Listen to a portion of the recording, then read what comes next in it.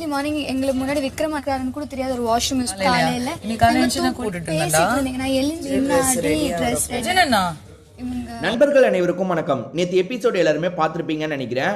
நேற்று எபிசோடில் ஒரு குறிப்பிட்ட ஸ்டேஜ்லேயே கட் பண்ணிடுவாங்க. அதாவது எல்லாருமே கருத்தை சொல்லி முடிச்சோன்னே கட் பண்ணியிருப்பாங்க. ஆனால் அதுக்கப்புறமும் நைட்டில் நிறைய விஷயம் நடந்தது.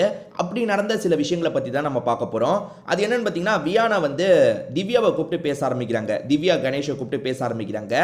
என்ன சொல்கிறாங்கன்னா, விக்ரம் அண்ணன் காலையில் எந்திரிக்கிறாருன்னா எந்திரிக்கிறதே எங்களுக்கு தெரியாது. அவர் பாட்டுக்கு அமைதியாக எந்திரிச்சு வாஷ்ரூம்க்கோ எதுக்கோ போயிடுவார்.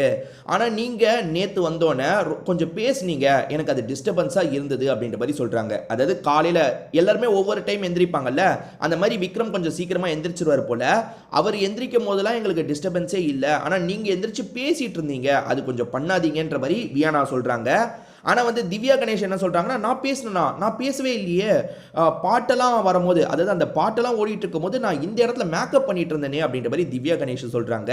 அதுக்கு வியானா இருக்காங்கல்ல, இல்லை பாட்டெல்லாம் ப்ளே ஆகிறதுக்கு முன்னாடியே, அதாவது பாட்டெல்லாம் கூட ஒரு 7:30 8க்கு தான் ஸ்டார்ட் ஆகும். அதாவது 8க்கு ஸ்டார்ட் ஆகுதுன்னா 8:30 மணி வரைக்கும் பாட்டு ஓடும்னு வச்சுக்கோங்களேன். அந்த டைம் இல்லை, அதுக்கும் முன்னாடின்ற மாதிரி சொல்கிறாங்க. அதாவது நீங்கள் எந்திரிச்ச டைமேன்ற மாதிரி சொல்கிறாங்க.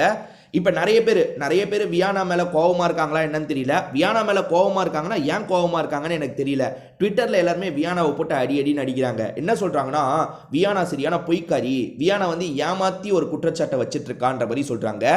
வியானா மேலே நிறைய பேர் கோவப்படுறதுக்கு ஒரு காரணமாக என்னால் ஒன்று புரிஞ்சுக்க முடியுது. அது என்னன்னா, கொஞ்சம் ஃபேக்காக இருக்காங்கன்ட்டு.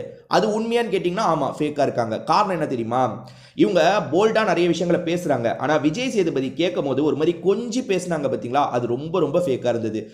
நாள் இவங்க விஜய் சேதுபதி கிட்ட பேசும்போது ஒரு மாதிரி பேசினாங்கல்ல, அதே மாதிரி தான் இந்த வீக்கெண்டும் பேசினாங்க. அது சொல்லுங்க சார் அப்படின்ற மாதிரி ஒரு மாதிரி, அது ரொம்ப ஃபேக்காக இருந்ததுங்க. கண்டிப்பாக அது ஃபேக்கு தான், அதில் மாற்று கருத்தே இல்லை. ஆனால் வியானா கிட்ட ஸ்ட்ராங்காக இருக்கிற ஒரு விஷயம் என்ன தெரியுமா, எல்லாருமே வந்து ஒருத்தர் பக்கம் போகும் போதும் கரெக்ட் என்னவோ அதை பேசுறது தான் வியானாவோட ஸ்ட்ராங்கான விஷயமா நான் பார்க்குறேன். அதெல்லாம் வியானா கரெக்டாக தான் பண்ணியிருக்காங்க. அவங்களுக்கான வாய்ப்பு கிடைக்குது பார்த்தீங்களா, அந்த வாய்ப்பு கிடைக்கிற இடத்துல கரெக்டாக பேசுவாங்க. மற்றபடி அவங்க வந்து கொஞ்சம் வெகுலியாக இருக்க மாதிரி காட்டுறதெல்லாம் வந்து எனக்கும் நடிப்பாக தான் தெரியுது. ஸ்டார்டிங் நான் நாள் பார்த்தது அப்பட்டமாக நடிப்பாக இருந்தது. அதே மாதிரி வந்து நடுவில்லாம் கொஞ்சம் போல்டாக சாதாரணமாக பேசிகிட்டு இருந்தாங்க. ஆனால் வீக்கெண்டில் விஜய் சேதுபதி ஒரு கேள்வி கேட்கும்போது சொல்லுங்கள் சார் அப்படின்னு ஒரு மாதிரி கொஞ்சிட்டு பேசினாங்கல்ல, அது எனக்கு ஃபேக்காக தான் தெரிஞ்சது. அதை வச்சு தான் மக்கள் போட்டு அடின்னு அடிக்கிறாங்க. இவங்க பொய்யான குற்றச்சாட்டு வைக்கிறாங்க, அதாவது அப்படிலாம் நடந்திருக்க வாய்ப்பில்லை, இவங்களா ஒரு கதை கட்டி விடுறாங்கன்ட்டு நம்ம எடுத்தவங்க ஊத்தோன்னு அப்படிலாம் சொல்ல முடியாது. ஏன்னா வந்து வியானா வந்து திவ்யா கணேஷ் கிட்ட பிரச்சனை பண்ணோன்னா 1008 பிரச்சனை இருக்குது. அதுக்காக நான் தூங்கிட்டு இருக்கும் போது நீங்கள் பேசி டிஸ்டர்ப் ஆச்சுன்ற ஒரு பொய்யான குற்றச்சாட்டை வச்சுருவாங்களா? ஏன் நாளைக்கு அந்த ஃபுட்டேஜை பார்க்க முடியாதா?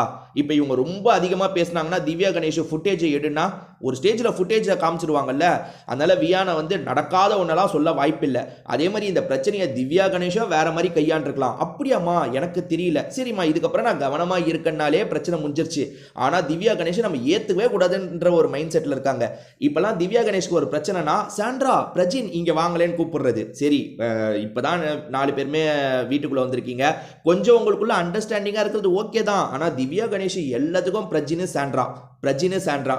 சாண்ட்ரா பாப்பா இன்னும் எவ்வளோ நாளைக்கு இந்த ஒரு பந்தம்லாம் இருக்குது, உங்களுக்குள்ளேயே எப்படி முட்டிக்கிறீங்கன்றது போக போக தெரியும்.